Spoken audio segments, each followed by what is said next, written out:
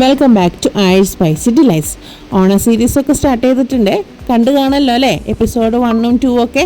അപ്പോൾ അത് കാണാത്തവരുണ്ടെങ്കിൽ ഉറപ്പായിട്ടും കണ്ട് നിങ്ങളതുപോലെ ഒന്ന് ട്രൈ ചെയ്ത് നോക്കണം ഈ പ്രാവശ്യത്തെ ഓണത്തിന്.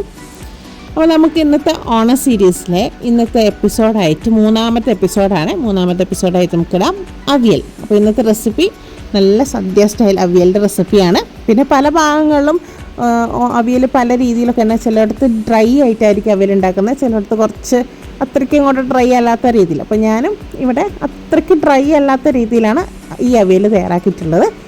ഓണം സീരീസിൽ നമ്മൾ ആദ്യം ഇട്ടിട്ടുള്ളത് പരിപ്പ് കറിയാണ്, സദ്യ സ്റ്റൈൽ പരിപ്പ് കറിയും. പിന്നെ ഇട്ടിട്ടുള്ളത് സാമ്പാറാണ്. ഈ രണ്ട് വീഡിയോൻ്റെ റെസിപ്പിയുടെ ലിങ്ക് ഞാൻ കമൻറ്റ് ബോക്സിൽ പിൻ ചെയ്ത് വെക്കാം.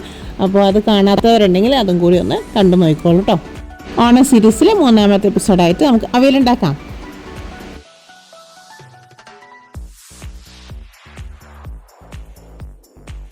അവിയൽ തയ്യാറാക്കാനുള്ള പച്ചക്കറികളെല്ലാം നന്നായി കഴുകി വൃത്തിയാക്കി ഇതുപോലെ നീളത്തിൽ അരിഞ്ഞ് വെക്കണം.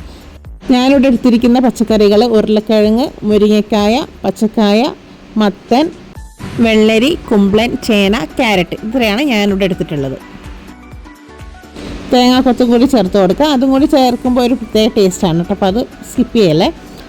1/2 ടീസ്പൂൺ മഞ്ഞൾപ്പൊടി, 1 ടീസ്പൂൺ മുളക് പൊടി, ആവശ്യത്തിനുള്ള ഉപ്പും കുറച്ച് വെളിച്ചെണ്ണയും കൂടി ചേർത്ത് കൊടുത്ത് നന്നായിട്ടൊന്ന് മിക്സ് ചെയ്ത് വയ്ക്കാം.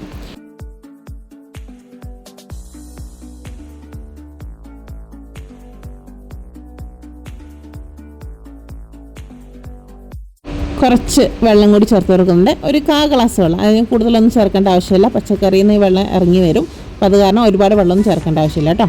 ഇനി ഇത് മൂടി വെച്ചിട്ട് നമുക്കൊന്ന് കുക്ക് ചെയ്തെടുക്കാം.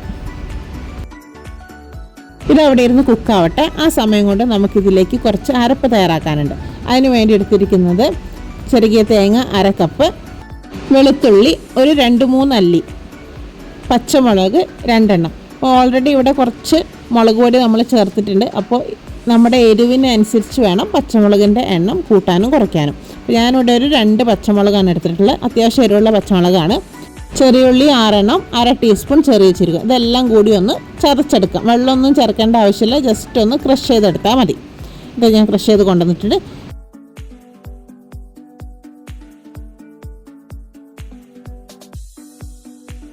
പച്ചക്കറികളൊക്കെ ഏകദേശം വെന്ത് തുടങ്ങിയിട്ടുണ്ട്. ഇത് ഇളക്കുമ്പോൾ നമ്മൾ ശ്രദ്ധിച്ച് ഇളക്കുക. നമ്മളിങ്ങനെ പെട്ടെന്ന് സ്പീഡിൽ ഇളക്കി കഴിഞ്ഞാൽ പെട്ടെന്ന് എല്ലാ കഷ്ണങ്ങളും ഉടഞ്ഞു പോകും. അപ്പോൾ ഉടയാത്ത രീതിയിൽ വേണം നമ്മളിത് ഇളക്കാൻ. ഇനി ഇതിലേക്ക് ആ ചതച്ച് വെച്ചിട്ടുള്ള ഐറ്റംസ് ഇല്ലേ, അത് ഇതിലേക്ക് ചേർത്ത് കൊടുത്ത് പയ്യെ ഇളക്കി കൊടുക്കുക. ഇളക്കുമ്പോൾ ശ്രദ്ധിക്കുക, കഷ്ണങ്ങളൊന്നും ഉടയാതെ വേണം ഇളക്കാൻ.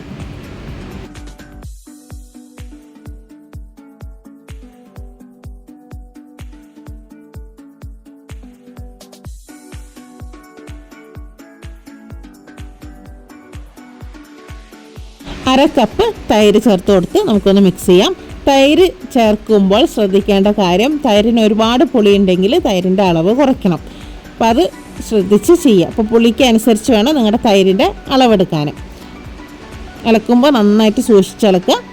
അധികം കഷ്ണങ്ങളൊന്നും ഉടയാതെ വേണം നമ്മളിതെല്ലാം ഇളക്കി യോജിപ്പിക്കേണ്ടത്. ചില സ്ഥലങ്ങളിൽ തൈരിന് പകരം വാളംപുളി യൂസ് ചെയ്യുന്നവരുണ്ട് കേട്ടോ. അപ്പോൾ നിങ്ങൾക്ക് തൈര് താല്പര്യമില്ല എന്നാണെങ്കിൽ നിങ്ങൾക്കതിൽ വാളംപുളി പിഴിഞ്ഞ് വെള്ളം ഒഴിച്ചാലും മതി. അപ്പോൾ അളവ് എങ്ങനെയായാലും ആ ഒരു പുളിക്ക് അനുസരിച്ച് വേണം അളവ് കൂട്ടാനും കുറയ്ക്കാനും.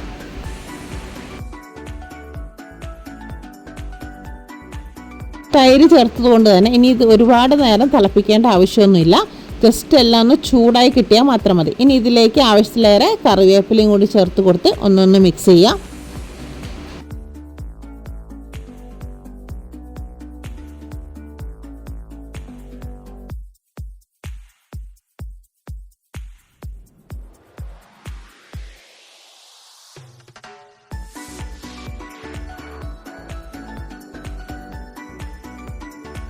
ഇനി ഫൈനലായിട്ട് കുറച്ച് പച്ചവെളിച്ചെണ്ണയും കൂടി ഒഴിച്ച് ഒന്നൊന്ന് മിക്സ് ചെയ്ത് കഴിഞ്ഞാൽ നമുക്ക് ഫ്ലെയിം ഓഫ് ചെയ്യാം.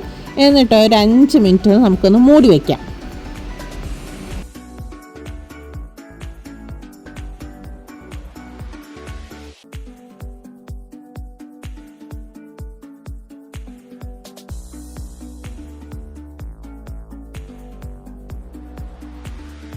ഈ ഒരു 10 മിനിറ്റ് ഇങ്ങനെ ഇരിക്കട്ടെ. എന്നിട്ടൊന്ന് തുറന്ന് നോക്കുമ്പോൾ ഒരു മണം വരും, നല്ല പച്ച വെളിച്ചെണ്ണയുടെ മണവും പിന്നെ നമ്മുടെ ആ ഒരു അരപ്പിൻ്റെ ഒക്കെ ഒരു മണം, നല്ലൊരു അടിപൊളി മണമാണ് കേട്ടോ.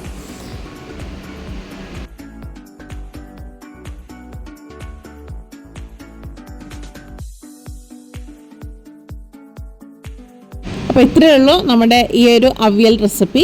ഈസി അല്ല തയ്യാറാക്കാൻ, വളരെ ഈസി ആയിട്ട് തയ്യാറാക്കാൻ പറ്റിയ നല്ല അടിപൊളി സദ്യ സ്റ്റൈൽ അവിയലിൻ്റെ റെസിപ്പിയാണ്. ഓണം സീരീസിലെ 3ാമത്തെ എപ്പിസോഡാണ് കേട്ടോ അത്. 1ാമത്തെ 2ാമത്തെ എപ്പിസോഡ് കാണാത്തവർ ഉണ്ടെങ്കിൽ ഞാനത് പിൻ ചെയ്ത് വെക്കാം കമൻറ്റ് ബോക്സിൽ. ആ ഒരു റെസിപ്പീൻ്റെ 1ാമത്തെ വീഡിയോയുടെ ലിങ്കും അതേപോലെ 2ാമത്തെ വീഡിയോയുടെ ലിങ്കും ഞാൻ കമൻറ്റ് ബോക്സിൽ പിൻ ചെയ്ത് വെക്കാം. 1ാമത്തെ എപ്പിസോഡായിട്ട് ഇട്ടിട്ടുള്ളത് പരിപ്പാണ്, സദ്യ സ്റ്റൈലിലെ പരിപ്പ് കറിയാണ്. 2ാമത്തെ എപ്പിസോഡായിട്ടുള്ളത് സാമ്പാറാണ്. അപ്പോൾ അത് കാണാത്തവരുണ്ടെങ്കിൽ അതും കൂടി ഒന്ന് കയറി കണ്ടു നോക്കിക്കോളൂ കേട്ടോ. ഈ ഒരു അവിയൽ റെസിപ്പി സിമ്പിളല്ല തയ്യാറാക്കാൻ, അപ്പോൾ വളരെ ഈസി ആയിട്ട് തയ്യാറാക്കാൻ പറ്റിയ ഈ ഒരു സദ്യ സ്റ്റൈൽ അവിയൽ റെസിപ്പി എല്ലാവരും ട്രൈ ചെയ്ത് നോക്കുക. ട്രൈ ചെയ്ത് നോക്കിയാൽ മാത്രം പോരാട്ടോ, നിങ്ങളുടെ ഫീഡ്ബാക്കും കൂടി കമൻസിലൂടെ പറയണേ. വീഡിയോ ഇഷ്ടമായ ലൈക്ക് ചെയ്യാൻ മറന്നുപോകല്ലേ. അതുപോലെ തന്നെ ഇത് മാക്സിമം ഷെയർ ചെയ്ത് കൊടുക്കണേ. ചാനൽ ആദ്യമായി കാണുന്നവരാണെങ്കിൽ ഇതുപോലത്തെ ഈസി പീസി റെസിപ്പികൾ കിട്ടാൻ വേണ്ടിയിട്ടും അതേപോലെ ഇപ്പോഴത്തെ ഓണം സീരീസിലെ ഒരു എപ്പിസോഡ് പോലും മിസ്സാവാതിരിക്കാൻ വേണ്ടി ഇപ്പോൾ തന്നെ സബ്സ്ക്രൈബ് ചെയ്ത് വെച്ചോളൂ. കൂടെ ആ ബെൽ ബട്ടൺ കൂടി എനേബിൾ ചെയ്ത് വെച്ചാൽ ഞാൻ ഇടുന്ന വീഡിയോസിൻ്റെ നോട്ടിഫിക്കേഷനും നിങ്ങൾക്ക് കിട്ടുന്നതാണ്. അതേപോലെ തന്നെ നിങ്ങൾക്ക് എന്തെങ്കിലും റെസിപ്പി സജഷൻസ് ഒക്കെ ഉണ്ടെങ്കിൽ അതും കൂടി കമൻറ്റ് ബോക്സിൽ പറയാം കേട്ടോ. അങ്ങനെ ആരെങ്കിലും പറഞ്ഞിട്ടുണ്ടെങ്കിൽ നമ്മുടെ ഓണം സീരീസിലെ അടുത്ത എപ്പിസോഡായിട്ട് ആ ഒരു റെസിപ്പി ചെയ്തിടുന്നതായിരിക്കും കേട്ടോ. അടുത്തൊരു വീഡിയോയിൽ ഓണം സീരീസിലെ അടുത്തൊരു പുതിയൊരു അടിപൊളി ഓണ വിഭവമായിട്ട് നമുക്ക് വീണ്ടും കാണാം. അതുവരെ ടാറ്റാ.